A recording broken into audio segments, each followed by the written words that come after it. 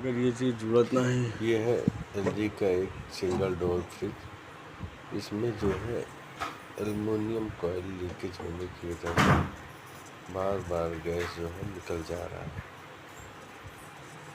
देख रहे हैं ना कितना बारीक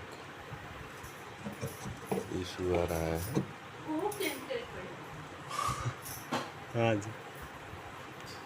तो इसमें हम लोगों को फ्रीजर बदलना पड़ेगा। तो ठीक।